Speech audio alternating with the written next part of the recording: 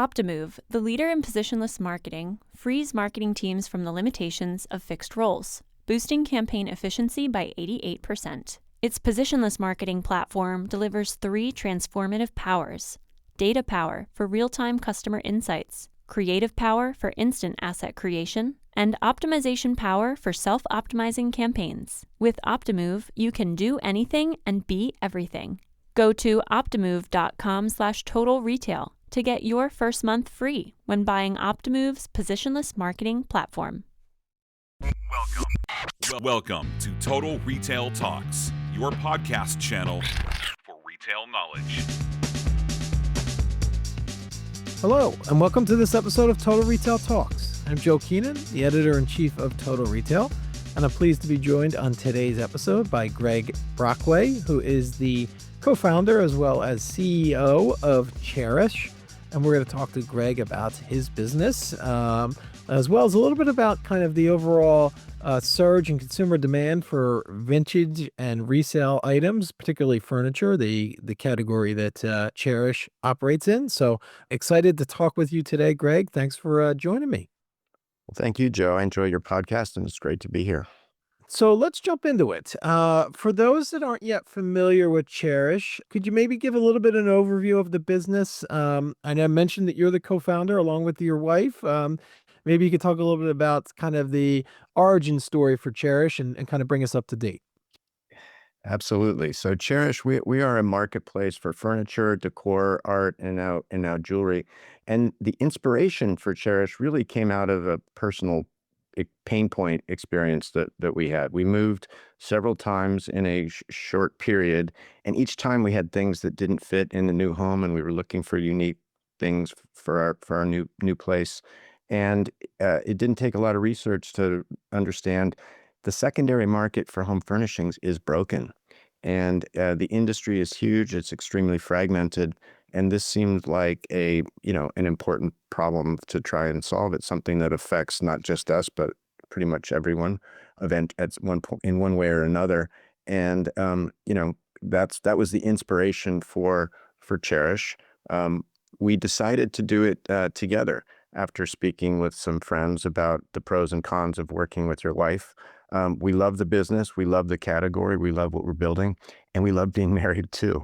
And fortunately, the business is doing well and things are moving forward in the right direction on all fronts.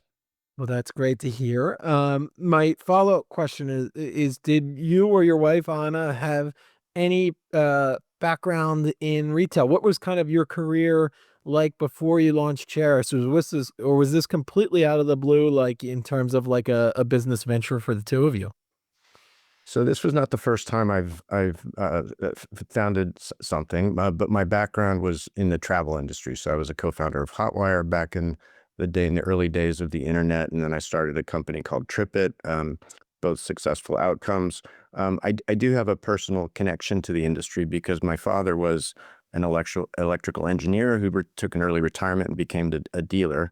And my wife also has a personal connection to the industry as well as experience in business. She had worked for Levi's for many years as the VP of Global Marketing, and her father had been in the furniture industry in early on in his career as well. So for a lot of reasons, this was an interesting problem to think about, and it seemed like a good problem to try to solve.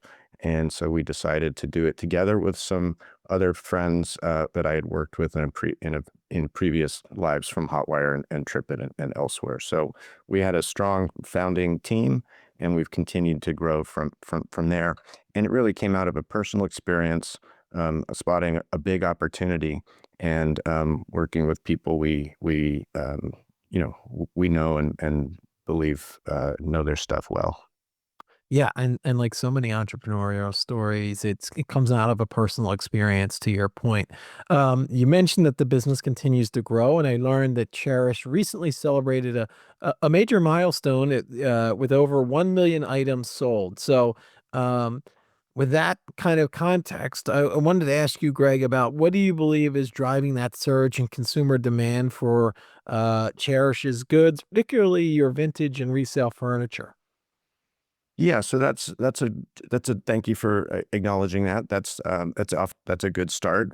But this is a huge industry, even though it is a good start, it's really the beginning of the solution for a bigger problem.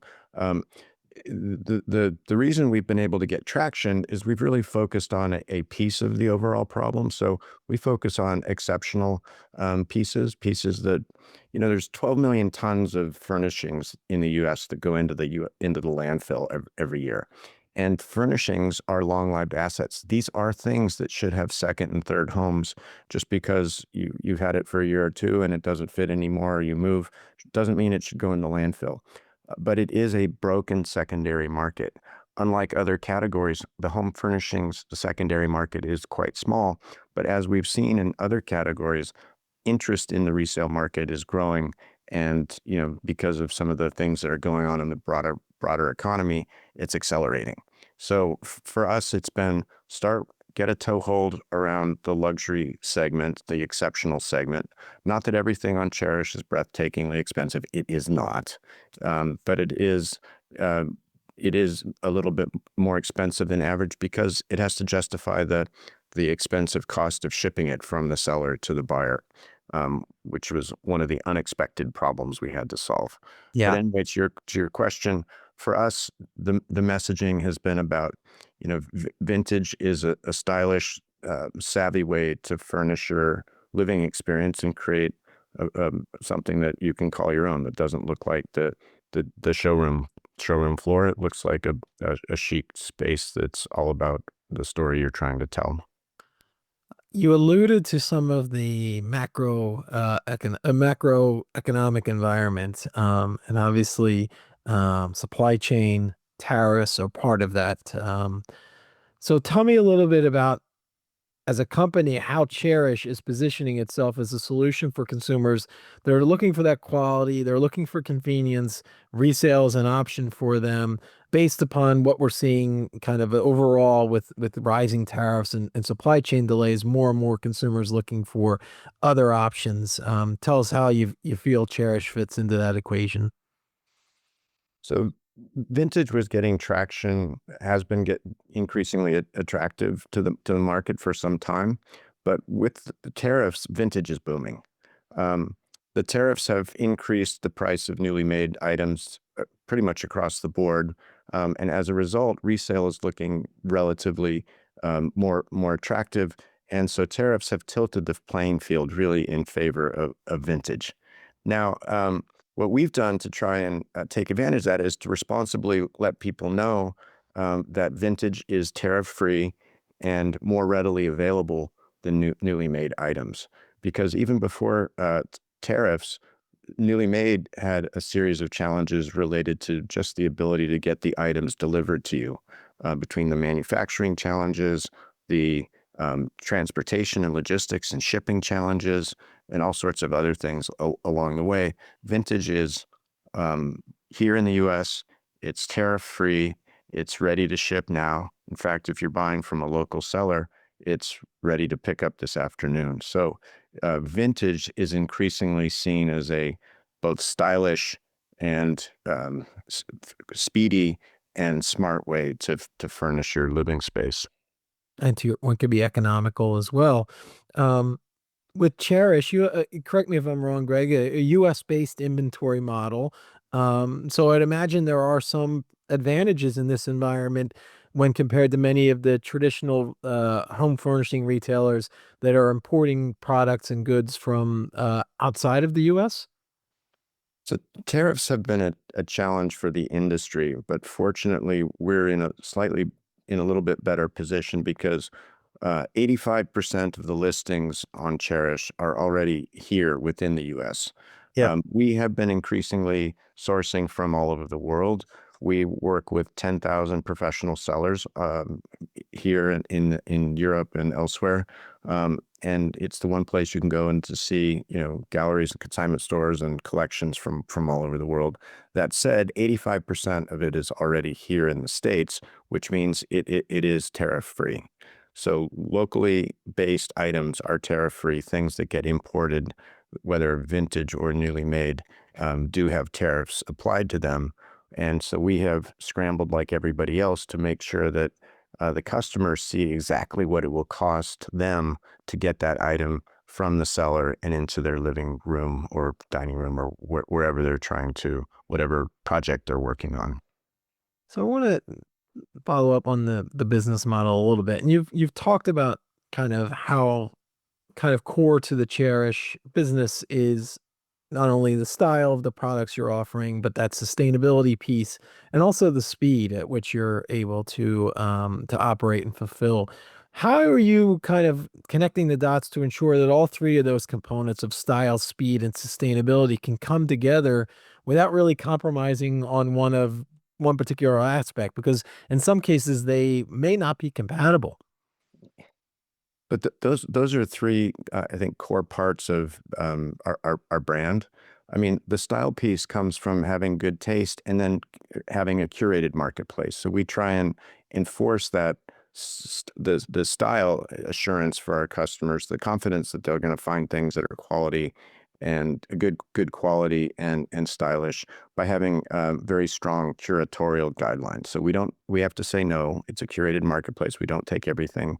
We take the things that we think will appeal to our design-loving audience. In terms of the speed, yeah, that is a challenge. Home furnishings are notoriously slow. That is just a fact of life in the industry. So the resale is a more efficient, speedy way to furnish your space, and that's because it's already manufactured. And for us, most of it is already here in the United States.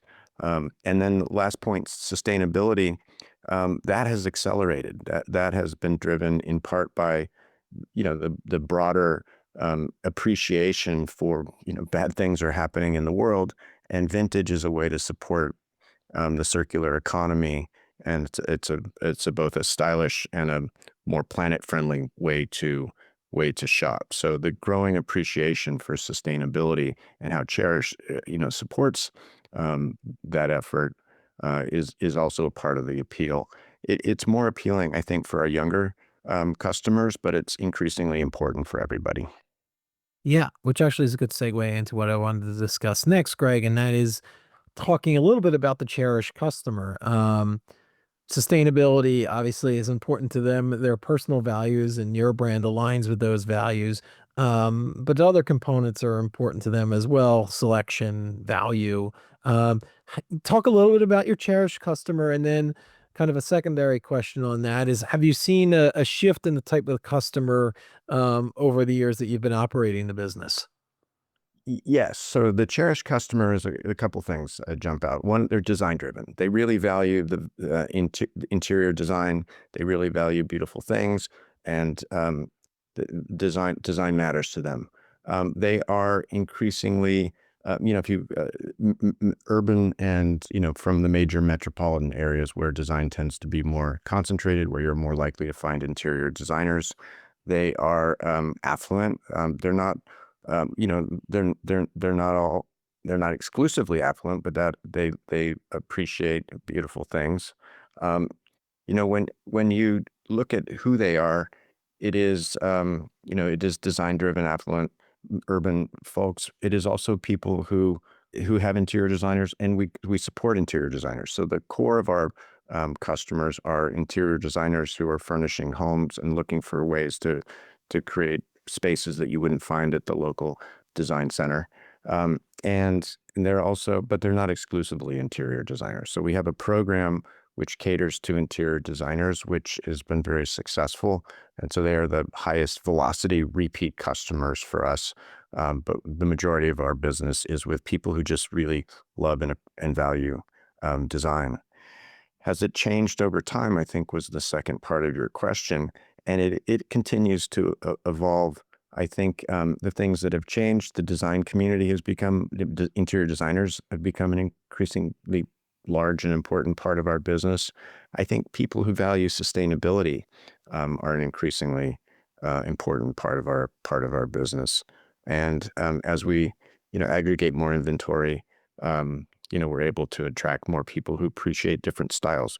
We don't curate based on a certain specific look. We're trying to be a place that you can go and find unique pieces and create your own, environment, your own look, your own, represent yourself better.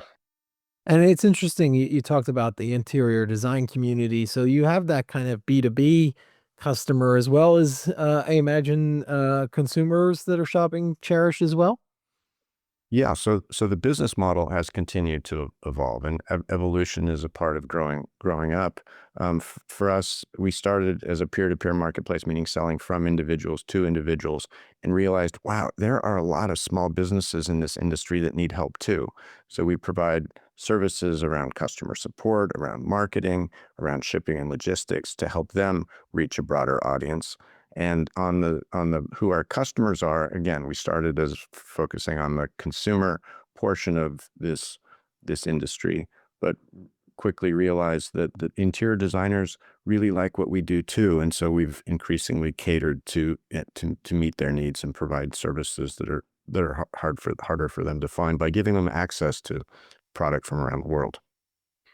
You've provided us a good overview of the Chairish business, how it's evolved over the years. I'd love to get your take, Gregg, on what's to come from Chairish. You've kind of built this brand and business. What do you need to do to keep the momentum going in such a competitive marketplace in which you're operating? Absolutely. So, evolution, we're continuing to evolve with the market. I think I'm proud and grateful that the brand has become increasingly recognized and is differentiated.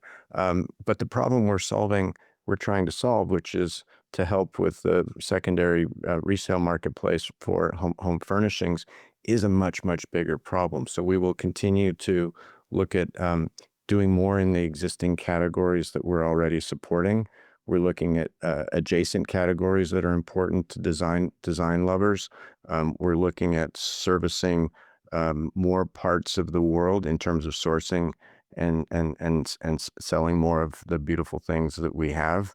And we're looking to provide more services on both sides of our marketplace, so both to sellers who are small businesses who, as the world keep changing for them, they need more help too. They need help too. And then also for the trade and our buyers.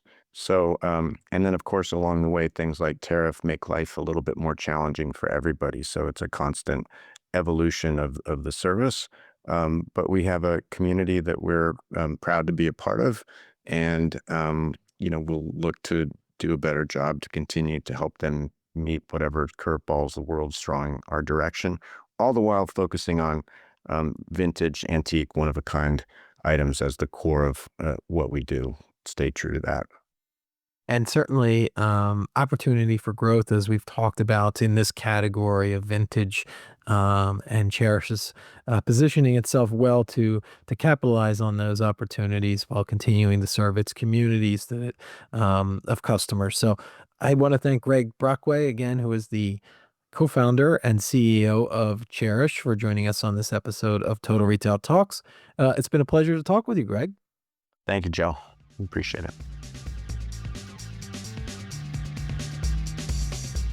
Thanks for listening. For more information on this podcast, please check out our podcast channel page at mytotalretail.com/podcasts for show notes. Total Retail Talks is available on Apple Podcasts, Google Podcasts, Stitcher, and Spotify.